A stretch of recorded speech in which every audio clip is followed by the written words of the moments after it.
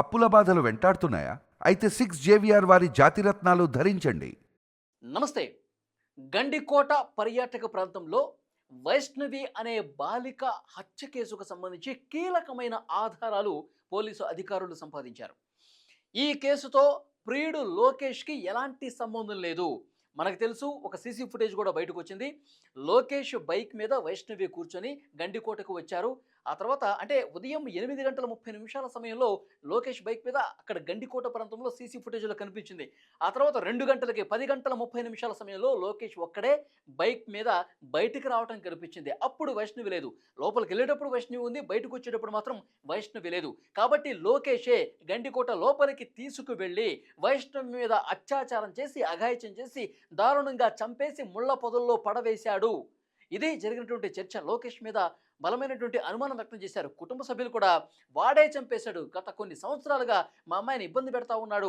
మా అమ్మాయి వెంట పడతా ఉన్నాడు. వేధిస్తా ఉన్నాడు. ప్రేమ పేరుతో తన ట్రాప్‌లోకి తీసుకున్నాడు. తన మైండ్‌కు పూర్తిగా మార్చేశాడు. ఇప్పుడు హత్య చేశాడు. వాడిని ఎన్‌కౌంటర్ చేయాలి. ఇది కుటుంబ సభ్యుల ఆవేదన, ఆక్రందన, ఆగ్రహం. కానీ వాస్తవాలు వేరేలా ఉన్నాయి. పోలీసులు ఇప్పుడు ఒక కీలకమైనటువంటి ఇన్ఫర్మేషన్ ఇచ్చారు. ఆ అమ్మాయి మీద ఎలాంటి అత్యాచారం జరగలేదు. ఇది చాలా స్పష్టంగా చెప్పారు. ఆ అమ్మాయి మీద ఎలాంటి లైంగిక దాడి అనేది జరగలేదు. అయితే హత్యకు సంబంధించి కూడా లోకేష్ పాత్ర ఏమీ లేదు. వాళ్ళిద్దరూ కలిసొచ్చారు. వెళ్ళేటప్పుడు లోకేష్ వెళ్ళిపోయాడు. అంతవరకు క్లియర్‌గా ఉంది. కానీ లోకేష్ హత్య చేయలేదని కూడా చాలా క్లియర్‌గా ఆధారాలతో సహా ఆధారాలు లభ్యమయ్యాయి మాకు అని చెప్పి పోలీసు అధికారులు చెప్తున్నారు. ప్రియుడు లోకేష్‌కి వైష్ణవి హత్యతో ఎలాంటి సంబంధం లేదు. అయితే ఎవరు చంపారు? ఎవరు చంపారన్నది చాలా క్లియర్‌గా మాట్లాడుకోవాల్సిన అంశం. పోలీసు అధికారులు మరొక ముఖ్యమైన విషయాన్ని కూడా ఈ సందర్భంగా మీడియాకి వివరించారు. ఆ గండికోటకి వీళ్ళు ఇద్దరూ వచ్చినటువంటి సమయంలోనే లోకేష్ వెళ్ళిపోయిన తర్వాత గండికోటకి అదే రోజు వైష్ణవి పెదనాన్న కొడుకు వచ్చాడు. అంటే వైష్ణవి అన్న గండికోటకి వచ్చాడు.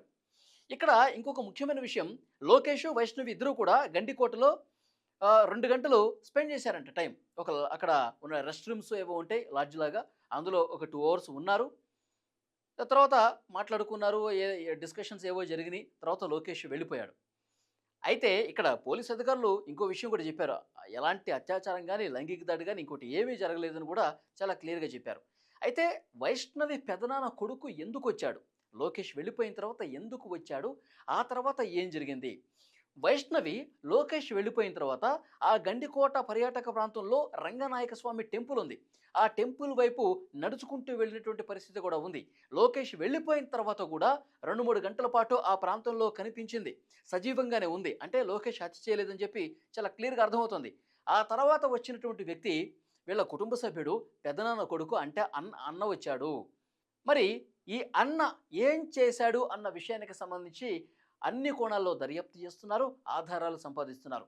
ఇప్పుడు అనధికారికంగా వస్తున్నటువంటి ఇన్ఫర్మేషన్ ఏంటంటే, పరువు కోసం ఈ కుటుంబం వెంపర్లాడింది. లోకేష్‌తో నువ్వు బంధం తెంచుకో. నువ్వు ప్రేమ లేదు, గీమ లేదు. లోకేష్‌తో వెంట తిరగటం అనేది నువ్వు బంద్ జేసుకోవాలి. లేదంటే గనక పరిస్థితులు చాలా తీవ్రంగా ఉంటాయని చెప్పి కుటుంబ సభ్యులు ఆల్రెడీ హెచ్చరించినటువంటి పరిస్థితి ఉంది. లోకేష్ ఆ రోజు ఎందుకు వెళ్ళిపోయాడన్న దానికి కూడా ఒక ఇన్ఫర్మేషన్ వస్తోంది. లోకేష్‌కు సంబంధించినటువంటి ఫ్రెండ్స్ కావచ్చు, లేకపోతే ఇక వాళ్ళకి తెలిసిన వాళ్ళు ఇక్కడికి వైష్ణవి కుటుంబ సభ్యులు వస్తున్నారు. కాబట్టి నువ్వు అక్కడ ఉండకపోవటమే బెటర్ అని చెప్పి లోకేష్‌కి సమాచారం వచ్చింది. అందుకనే వైష్ణవిని అక్కడ గండికోట కోట గుమ్మం దగ్గర ఆమెని వదిలేసి ఇతను ఒక్కడే వెళ్ళిపోయాడు. తర్వాత నువ్వు మెల్లగా ఏ ఆటోనో లేకపోతే బస్సులోనో వచ్చేసేయ్ అని చెప్పి ఆమెను అక్కడ వదిలేసి వెళ్ళిపోయాడు అని చెప్పి సమాచారం. ఇప్పుడు వచ్చినటువంటి అన్న గొడవపడి తీవ్రంగా అక్కడ ఒక పెనుగులాట జరిగింది. వైష్ణవిని దుర్భాషలాడుతూ నువ్వు కుటుంబానికి చెడ్డ పేరు తీసుకొస్తున్నావు. వాడితో తిరగొద్దంటే తిరుగుతూ ఉన్నావు. నిజంగా నీ వల్ల మా పరువంతా పోతుంది అని చెప్పి పెద్ద ఎత్తున గొడవ జరిగింది. గందరగోళం జరిగింది. ఈ నేపథ్యంలోనే వైష్ణవి హత్య వరకు ఇది వెళ్ళింది అని చెప్పి పెద్ద ఎత్తున ప్రచారం జరుగుతుంది. పోలీసు అధికారులు ఇంకా క్లియర్ కట్‌గా ఇన్ఫర్మేషన్ ఇవ్వాల్సి ఉంది.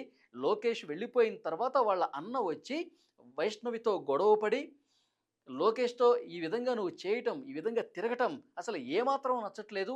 లోకేష్ వల్లే కదా నీ కుటుంబం మొత్తం గూడా వేరే ఊరికి గూడా షిఫ్ట్ కావాల్సి వచ్చింది. ఉన్న ఊరిని వదిలేసి ప్రొద్దుటూరుకు కూడా వెళ్ళిపోయింది. వీడి బాధ భరించలేకే కదా! నువ్వు వీడితో ఉంటున్నందుకే కదా! ఇది కరెక్ట్ కాదు. నీ పద్ధతి మార్చుకో అని చెప్పి పెద్ద ఎత్తున గొడవ చేశాడు. విననటువంటి వైష్ణవి హతమార్చే వరకు అన్న వెళ్ళాడు. వెళ్ళి పూర్తిగా అత్యాచారం చేసి చంపేశారు అని ఒక క్రియేట్ చేసే దాంట్లో భాగంగా ఇది పూర్తిగా లోకేష్ మీద నెట్టేసే భాగంగా ఆమెని హత్య చేసి ముళ్ళ పొదల్లో పడేసి వెళ్ళిపోయాడు అని ఒక ప్రచారం అయితే జరుగుతోంది. ఎందుకంటే పోలీసు అధికారులు ఇంకా అధికారికంగా సమాచారం చెప్పలా. వాళ్ళ అన్న వచ్చాడని చెప్పి అంతవరకే చెప్పారు పోలీసు అధికారులు. ఈ సాయంత్రం ఈ రాత్రి వరకి అన్ని ఆధారాలు ముందు పెట్టుకొని 1, 2 సార్లు చెక్ చేసుకొని ప్రెస్ ముందు విషయాలు వెల్లడించే అవకాశం కనిపిస్తుంది. అన్ని వేళ్ళు కూడా ఇప్పుడు వాళ్ళ అన్న మీద, వైష్ణవి పెదనాన్న కొడుకు మీద ఉన్నాయి. ఎందుకంటే లోకేష్ వెళ్ళిపోయిన తర్వాత అతనే వచ్చాడు. సో లోకేష్ మీద ఈ హత్యను నెట్టివేయటానికి ఈ విధంగా కుట్రపూరితంగా వ్యవహరించారని చెప్పి సమాచారం వస్తుంది. సో డెఫినెట్గా ఏం జరుగుతుందన్న విషయానికి సంబంధించి ఈ రాత్రికి చాలా క్లియర్గా ఇన్ఫర్మేషన్ అయితే వస్తుంది. ఒకటి మాత్రం చాలా క్లియర్గా తేల్చేశారు పోలీసులు. ఈ హత్యకి లోకేష్కి ఎలాంటి సంబంధం లేదు, అత్యాచారం కూడా జరగలేదు. గండికోట ప్రాంతానికి వీళ్ళు వెళ్ళినప్పుడు అదే ప్రాంతానికి వాళ్ళ అన్న వచ్చాడు. ఇది మాత్రం చాలా స్పష్టంగా క్లియర్ చేసినటువంటి పరిస్థితి. ఇక ఎన్నో అనుమానాలు ఉండండి. ఈ విషయం చెప్పకముందు వరకు ఎన్నో అనుమానాలు ఈ కేసులో కనిపించాయి. ఎందుకంటే లోకేష్ అనే వ్యక్తి పోరంబోక్కు, ఊళ్ళో గాలికి తిరుగుతూ ఉంటాడు, ఏ పని పాట లేదు, ఇష్టం వచ్చినట్టుగా అమ్మాయిల వెంట పడతా ఉంటాడు. ఇది వాళ్ళ కుటుంబ సభ్యులు చెప్పేది. సో హైదరాబాద్లో ఎలాగైతే ఎన్కౌంటర్ చేశారు కదా, దిశ ఎన్కౌంటర్ చేసినట్టు ఇక్కడ కూడా వీడిని కూడా ఎన్కౌంటర్ చేసేయాలి అని మాట్లాడిన పరిస్థితుంది. పూర్తిగా అనుమానం లోకేష్ మీదే పెట్టి అతడే ఇది చేశాడని చెప్పి చాలా బలంగా చెప్పారు. కానీ వాస్తవ పరిస్థితులు వేరుగా ఉన్నాయి. మరి ఈ కుటుంబ సభ్యుడిని ఎవరు పంపించారు గండికోటకి? పెదనాన్న కొడుకుని గండికోటకి పంపించింది ఎవరు? ఈ విషయం తెలిసి వైష్ణవికి వార్నింగ్ ఇవ్వు, ఇది కరెక్ట్ కాదని చెప్పు అని చెప్పి తల్లిదండ్రులు, పెదనాన్న వీళ్ళు కలిసే పంపించారా? మాట వినకపోతే వైష్ణవిని అక్కడే చంపేసే, మన కూతురు కాదు అనుకుందాం అనేమన్నా చెప్పి పంపించారా అన్నకి? ఇవన్నీ కూడా వాస్తవాలు బయటికి రావాల్సి ఉంది. ఎందుకంటే వైష్ణవి నేను నా ఫ్రెండ్స్తో గండికోటకు వెళ్తున్నానని చెప్పి వెళ్ళింది.